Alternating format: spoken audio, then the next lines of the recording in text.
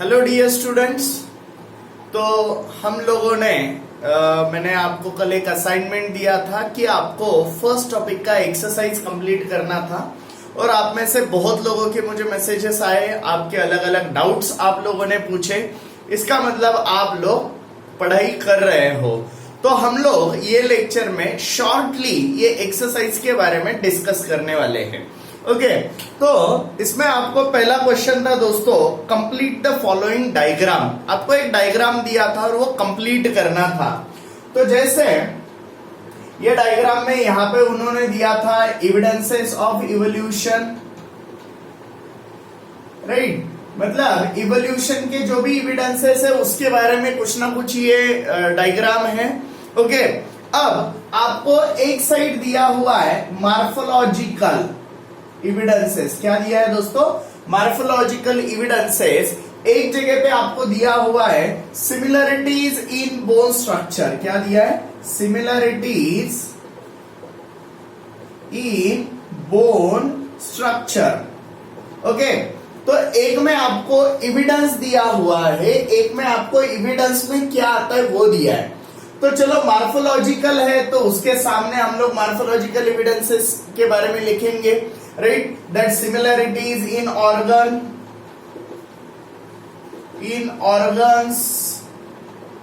their position, their shape. Okay, ये हम लोगों ने देखा हुआ है ना।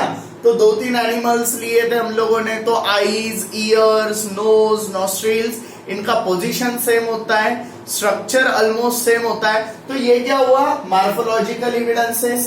अब देखो यहाँ पे कैरेक्टरिस्टिक दिया है that similarities in bone structure. तो इसके सामने क्या आएगा दोस्तों? Anatomical evidences. क्या आएगा? ये किसके बारे में था? Anatomical evidences. ओके, तो ऐसे आपको ये डायग्राम कंप्लीट करना था। ओके, अब आपको अपार्ट फ्रॉम दिस, मतलब एग्जाम में इसको छोड़ के दूसरे जो भी एविडेंसेस हम लोगों ने डिस्कस किए हैं उसके बारे में भी क्वेश्चन पूछ सकते हैं, राइट। अब नेक्स्ट आपको दिया है read the following statement and justify same in your own words with the help of suitable example. मतलब इन्होंने आपको कुछ स्टेटमेंट दिए हैं और वो स्टेटमेंट कैसे सही है ये आपको आपके शब्दों में लिखना था। ओके, तो इसमें उनका पहला क्वेश्चन है human evolution began approximately 7 crore years ago. तो हम लोगों ने भी देखा था कि लेम्यूर से हमारा इवोल्यूशन स्टार्ट हुआ था, है ना। तो ह्यूमंस जो थे, राइट, वो कैसे डेवलप होते होते, मतलब लेम्यूर को पूंछ थी, आर्बोरियल था, पेड़ पे रहने वाला था, राइट। फिर पूरा ड्राई एरिया बना, एनवायरमेंट अर्थ पे, तो उसको जमीन पे आना पड़ा, है ना। तो मैंने आपको पूरा एक सीक्वेंस लिख के दिया है, right.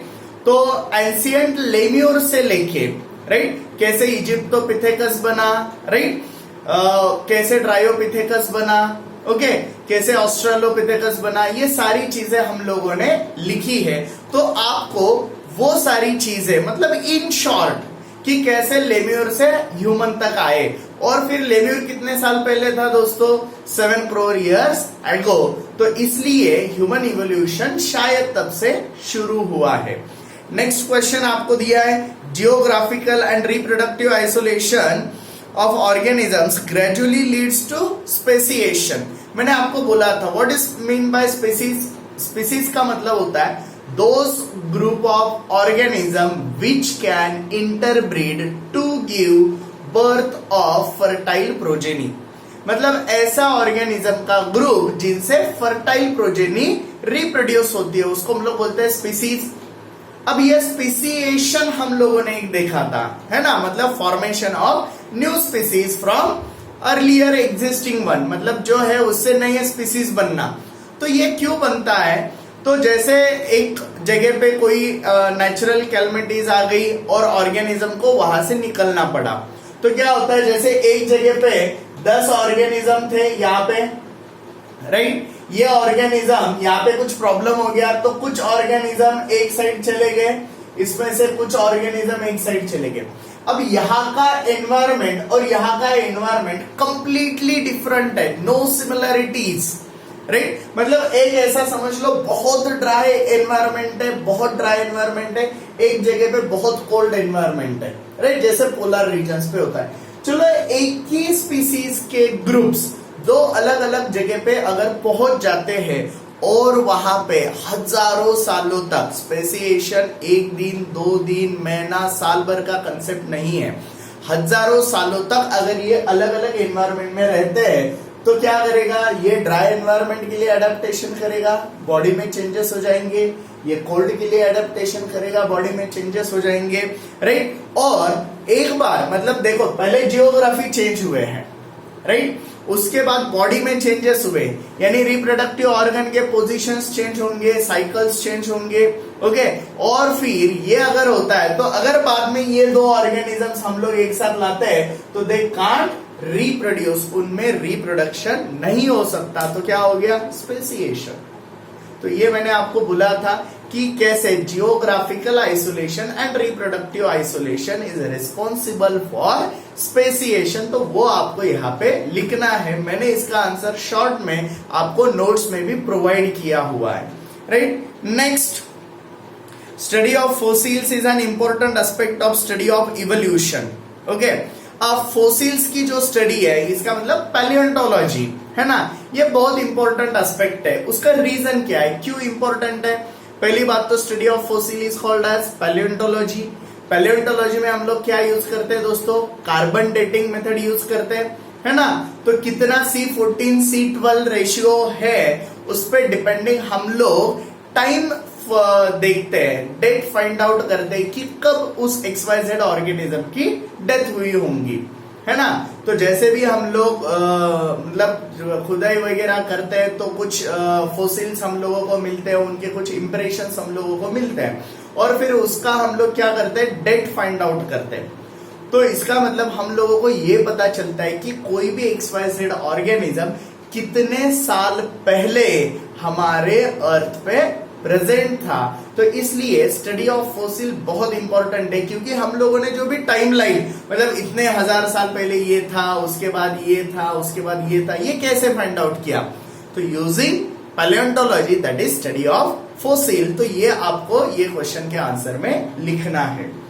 Next, there is evidences of fatal science among chordates. तो दोस्तों वो फटल है तो उसको आपको फिटल करना है, राइट, FOETAL और FETAL। फिटल साइंसेस के बारे में ये क्वेश्चन है, ओके। फिटल साइंस मतलब हम लोगों को क्या लिखना है दोस्तों, इसमें एम्ब्रियोलॉजिकल एविडेंसेस। हम लोगों ने कुछ 10-12 एग्जांपल लिए थे कॉर्डेट्स के, है ना। और फिर इनके एम्ब्रियोज अगर पहले स्टेज में अगर हम लोग देखते हैं, मैंने आपको डायग्राम भी दिखाया था, तो हम लोगों को वो सिमिलर दिखते हैं। इन सेकेंड स्टेज उनमें थोड़े से डिफरेंसेस है, but still there are more number of similarities. And in third case मतलब और डेवलपमेंट जब होता है तब इनमें डिफरेंसेस दिखते हैं, but still there are some similarities.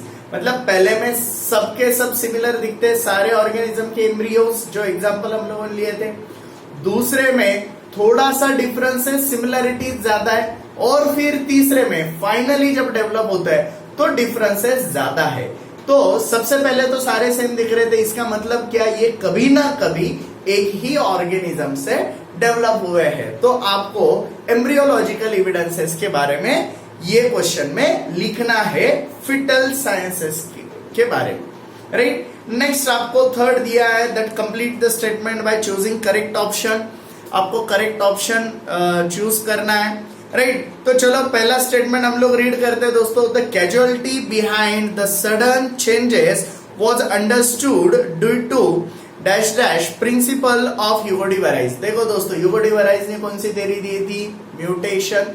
तो यहाँ पे क्या आएगा, सडन चेंजेस है, ह्यूगो डी वेराइज है, तो क्या आएगा यहाँ पे, म्यूटेशन। क्योंकि म्यूटेशन का डेफिनेशन क्या है, sudden change in genetic material. और ये थ्योरी किसने दिया, ह्यूगो डी वेराइज ने। तो पहले का आंसर क्या आएगा, ए का म्यूटेशन।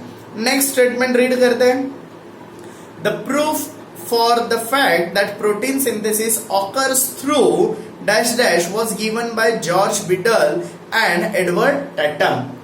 तो प्रोटीन किससे बनता है दोस्तों, जीन से, राइट। तो इसका आंसर क्या आने वाला है हमारा, जीन। सी देखते हैं हम लोग, transfer of information from molecule of DNA to mRNA is called as. Simple सी डेफिनेशन है, formation of mRNA from DNA, क्या बोलते हैं हम लोग इसको? ट्रांसक्रिप्शन। क्या बोलते हैं हम लोग इसको? Transcription. Next, D evolution means, evolution का मतलब क्या होता है? ग्रेजुअल डेवलपमेंट, डेफिनेशन में ही लिखा है हम लोगों ने। And the last, vestigial organ dash dash present in human body is proof of evolution. Okay, तो इसका एक ही एग्जांपल दिया हुआ है आपके इसमें, अपेंडिक्स, राइट? मतलब अभी यहाँ पे ऑप्शन में तो क्या आएगा लास्ट का, ई का आंसर क्या आएगा दोस्तों? Appendix, right? Next, fourth question, write short notes based on information known to you. जो भी हम लोगों को पता है उसके बारे में लिखना है। ये तो सीधे सीधे सवाल है, इसमें कुछ अलग नहीं है। जो भी कंसेप्ट हम लोगों ने लर्न किए हैं वही आपको यहाँ पे लिखने हैं। मैंने बहुत सारी चीजें बोर्ड पे भी लिख के दी थी। तो लैमार्किज्म, तो लैमार्किज्म के बारे में लिखना है, राइट? तो लैमार्क ने ये थ्योरी दिया। ओके, अब इसमें क्या क्या आता है? एक तो मतलब एक्टिविटी या लेजीनेस, दो चीजों की वजह से या तो कैरेक्टर एक्वायर होते हैं या तो जो कैरेक्टर है वो चले जाते हैं, है ना? तो उसके एग्जांपल्स भी हम लोगों ने देखे थे, जैसे neck of giraffe due to continuous, मतलब जो भी ऊंचे पेड़ होते हैं, है ना, उस पे सर्वाइव करने की वजह से क्या होता है कि उसके पत्ते खाने की वजह से इसका नेक क्या हो गया? लंबा हो गया, राइट? तो ऐसे बहुत सारे एग्जांपल्स हम लोगों ने लिए थे। आयन स्मिथ का एक एग्जांपल हम लोगों ने लिया था, राइट? तो ये क्या हुआ? Acquiring of character due to activity, मतलब कुछ ना कुछ अलग अगर हम लोग करते हैं तो कुछ कैरेक्टर हम लोगों में आते हैं। दूसरा लेजीनेस का क्या था कि चलो जैसे ऑस्ट्रिच है, ईम्यू है, ये बर्ड्स है, लेकिन ये उड़ सकते हैं क्या? नहीं, क्योंकि उन्होंने विंग्स का इस्तेमाल नहीं किया, उनको यूज नहीं किया, तो that is due to laziness. मतलब एक्टिविटी की वजह से कुछ कैरेक्टर्स आते हैं एंड लेजीनेस की वजह से कुछ कैरेक्टर्स जाते हैं, दैट इज लैमार्किज्म। और वो क्यों हम लोगों ने एक्सेप्ट किया था और क्यों रिजेक्ट किया था, ये आपको यहाँ पे लिखना है। Next, Darwin's theory of natural selection. दोस्तों आपको नेचुरल सिलेक्शन में लिखना है कि डार्विन ने बहुत सारे ऑर्गेनिजम्स को ऑब्जर्व किया और फिर उस पे से नेचुरल सिलेक्शन की थ्योरी दी, जिसमें दो चीजें आती है। कौन सी? Survival of the fittest, okay, और natural selection. Survival of the fittest मतलब क्या? जो यहाँ पे स्ट्रांग होगा, राइट? जिसके पास कुछ ना कुछ अलग ताकत होगी वही यहाँ पे सर्वाइव करेगा, राइट? तो वो था सर्वाइवल ऑफ द फिटेस्ट। मैंने उसका एग्जांपल भी आपको दिया था, ओके। अब नेक्स्ट क्या है? Natural selection. तो जो भी फिट रहेगा उसको कौन सेलेक्ट करता है दोस्तों? नेचर सेलेक्ट करता है। अब ये डार्विन की जो थ्योरी है ये हम लोगों ने रिजेक्ट क्यों की? ओके, तो उसके रीजंस मैंने लिख के दिए थे, that natural selection is not the only factor responsible for evolution. Darwin के हिसाब से क्या था कि नेचुरल सिलेक्शन के ही वजह से इवोल्यूशन हुआ, लेकिन ऐसा है क्या? नहीं, नेचुरल सिलेक्शन के अलावा और भी कुछ फैक्टर्स है। तो ये एक रीजन था। उसके बाद उन्होंने स्लो चेंजेस, एब्रप्ट चेंजेस के बारे में कुछ नहीं कहा था, राइट? जो अनवांटेड चेंजेस है उसके बारे में कुछ नहीं कहा था। तो ये रिजेक्शन क्यों हुए उसके पॉइंट भी मैंने लिख के दिए थे, वो भी आपको यहाँ पे लिखने हैं। नेक्स्ट है एम्ब्रियोलॉजी, तो एम्ब्रियोलॉजिकल एविडेंसेस लिखने हैं दोस्तों आपको। उसके बाद है इवोल्यूशन, तो इवोल्यूशन के हम लोगों ने डेफिनेशन देखे और कैसे हम लोग यहाँ तक इवॉल्व होते आए। तो इवोल्यूशन के दो डेफिनेशन मैंने आपको लिख के दिए, वो आपको यहाँ पे लिखने हैं। Next, connecting link. तो कनेक्टिंग लिंक क्या होता है? ऐसे organism which shows characteristics of two different groups.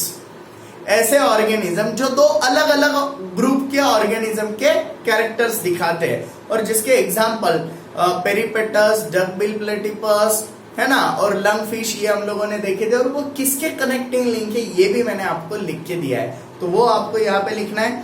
Next हमारा फिफ्थ क्वेश्चन है दोस्तों, define heredity, explain the mechanism of hereditary changes. तो हेरिडिटी का डेफिनेशन मैंने आपको लिख के दिया है, that is transmission of character from one generation to next generation is called as heredity. और इसका मैकेनिज्म क्या है दोस्तों? तो genetic recombination during meiosis, during gamete formation, ये मियोसिस में भी हम लोगों ने देखा है हमारे नेक्स्ट टॉपिक में। So during meiosis, during gamete formation, chromosome pairs and get overlap on each other, वो एक दूसरे पे ओवरलैप होते हैं एंड जेनेटिक मटेरियल एक्सचेंज करते हैं। तो that is mechanism of heredity. Okay, next, और फिर ये जो डीएनए पास होता है, ओके, नेक्स्ट आपको दिया है vestigial organ, define vestigial organ, और फिर उसके एग्जाम्पल और वो एक्सप्लेन करना है। तो वेस्टिजियल ऑर्गन के बारे में लिखो दोस्तों, डीजेनरेटेड और underdeveloped organ are called as vestigial organ. वो हम लोगों में हो सकते हैं लेकिन वो इनएक्टिव होते हैं, बहुत कम एग्जाम्पल्स में वो एक्टिव होते हैं, राइट। तो उसके एग्जाम्पल हम लोगों ने देखे हैं, अपेंडिक्स है, विजडम टीथ है, tail bone that is coccyx है, ईयर मसल्स है। तो ये एग्जाम्पल आपको यहाँ पे लिखने हैं। नेक्स्ट लास्ट क्वेश्चन है आपका 7th, answer the following question. देखो उसमें क्या है, how are the hereditary changes responsible for evolution. Hereditary changes कैसे इवोल्यूशन के लिए रिस्पॉन्सिबल है। तो देखो दोस्तों, हेरिडिटी में हमेशा वेरिएशन होते हैं और वेरिएशन की वजह से हम लोग डेवलप होते हैं। और ये वेरिएशन क्यों होता है, ड्यू टू जेनेटिक रिकॉम्बिनेशन। तो जितना हम लोगों में हेरिडिटरी वेरिएशन आएगा उतना हम लोग डेवलप होते जाएंगे। अगर हम लोग वैसे के वैसे रहते तो यहां तक पहुंचते ही नहीं थे, राइट। तो वो आपको यहाँ पे लिखना है। Next, explain the process of formation of complex protein. तो दोस्तों यहाँ पे ट्रांसलेशन की प्रोसेस लिखनी है, formation of protein from mRNA। Next, C, explain the theory of evolution and mention the proof supporting it. तो इवोल्यूशन की थ्योरी लिखनी है आपको कि जैसे पहले कुछ भी नहीं था, 3.5 बिलियन ईयर्स अगो, फिर धीरे धीरे कुछ गैसेस थे, कार्बन, हाइड्रोजन, ऑक्सीजन, नाइट्रोजन, फिर उनमें रिएक्शंस हुए, फिर मीथेन बना, अमोनिया बना, वाटर बना। उसके बाद जैसे जैसे अर्थ का टेम्परेचर कम हुआ, पानी बन के वो जमीन पे आया, समुद्र बने, राइट। तो ये था हमारा थ्योरी ऑफ इवोल्यूशन। अब उसको सपोर्ट करने वाले प्रूफ क्या थे, मॉर्फोलॉजिकल एविडेंसेस है, एनाटॉमिकल एविडेंसेस है, वेस्टिजियल ऑर्गन है, कनेक्टिंग लिंक्स है, राइट, पैलेंटोलॉजिकल एविडेंसेस है, एम्ब्रियोलॉजिकल एविडेंसेस है। So these are the proofs for evolutionary theory, right. Next, explain with suitable example importance of anatomical evidences in evolution. अब इसमें आपको सिर्फ anatomical evidences के बारे में देखना है। जैसे हम लोगों ने cats 4 leg, patagium of bat, human hand, right, ये सारी चीजें हम लोगों ने देखी थी, ओके। और ये फिर ये जैसे ये हम लोगों को दिखने में अलग अलग दिखते हैं, ओके। जैसे एक का काम है, जैसे कैट्स 4 लेग का काम क्या है कि चलना, ह्यूमन हैंड का काम क्या है, वर्क करना, पेटाजियम ऑफ बैट का वर्क क्या है, उड़ना, राइट। और जो वेल का जो ये है, ओके, उसका काम क्या है, स्विमिंग करना, फ्लिपर्स, ओके। तो उसका काम क्या है, स्विमिंग करना। तो स्विमिंग अलग है, फ्लाइंग अलग है, वर्किंग अलग है, वॉकिंग अलग है, राइट। बट इनसाइड देम, ये ऑर्गन के अंदर अगर हम लोग बोन का स्ट्रक्चर देखते हैं तो दैट आर हैविंग सिमिलरिटीज। उसमें क्या है दोस्तों, सिमिलरिटीज है। तो ये क्या दर्शाता है कि ये ऑर्गेनिज्म कभी ना कभी एक ही ऑर्गेनिज्म से डेवलप हुए होंगे, दैट इज एनाटॉमिकल एविडेंसेस। ये आपको लिखना है। नेक्स्ट आपका क्वेश्चन है डिफाइन फॉसिल्स, और फिर उसका इंपॉर्टेंस लिखना है। तो अगेन पैलेंटोलॉजी के बारे में लिखना है दोस्तों, आपको फॉसिल की डेफिनेशन लिखनी है। Last, right evolutionary history of modern man, modern man की हिस्ट्री लिखनी है। तो कितने साल पहले हम लोगों ने एग्रीकल्चरल शुरू किया, कितने साल पहले हम लोगों ने लिखना शुरू किया, ओके, कितने साल पहले इंडस्ट्रियल सोसाइटीज बनी, अर्बनाइजेशन हुआ, और यहाँ तक हम लोग कैसे आए, ये आपको यहाँ पे लिखना है। तो दोस्तों ये एक्सरसाइज, अगेन आपके जो भी डाउट्स है वो अभी ये लेक्चर सुनने के बाद आपके क्लियर हुए होंगे। और फिर अब आपको लिखना है, आप नोट्स रेफर कर सकते हो, but try to solve it without referring notes. बाद में चेक करने के लिए यूज करो, लेकिन एक बार रफ में लिख के तो देखो आपको क्या लगता है, कौन से आंसर कैसे होने चाहिए, ओके। सो ये एक्सरसाइज आपको कंप्लीट करना है। Thank you.